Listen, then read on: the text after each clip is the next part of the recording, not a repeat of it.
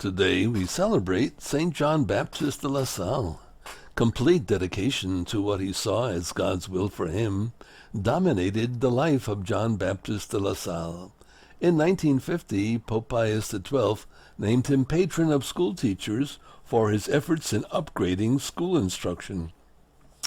As a young 17th century Frenchman, John had everything going for him: scholarly bent, good looks, noble family background, money, refined upbringing.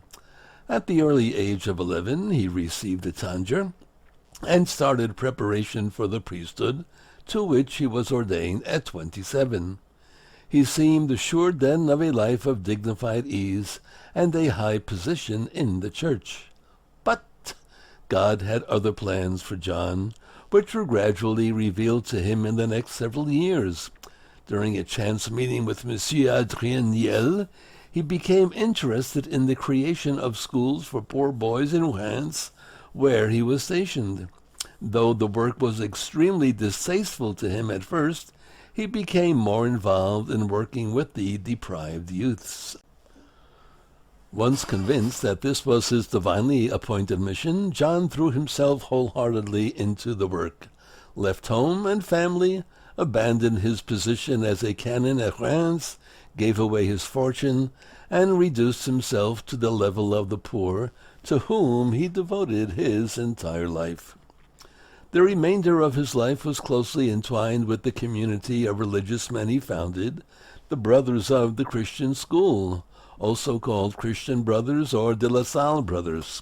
This community grew rapidly and was successful in educating boys of poor families using methods designed by John. It prepared teachers in the first training college for teachers and also set up homes and schools for young delinquents of wealthy families. The motivating element in all these endeavors was the desire to become a good Christian. Yet, even in his success, John did not escape experiencing many trials, heart-rending disappointment, and defections among his disciples, bitter opposition from the secular school masses who resented his new and fruitful methods, and persistent opposition from the Jansenists of his time, whose moral rigidity and pessimism about the human condition John resisted vehemently all his life. Afflicted with asthma and rheumatism in his last years, he died on Good Friday at the age of 68 and was canonized in 1900. St. John Baptist de La Salle, a saint because he lived not for himself, as we heard, but for God and God's divine will.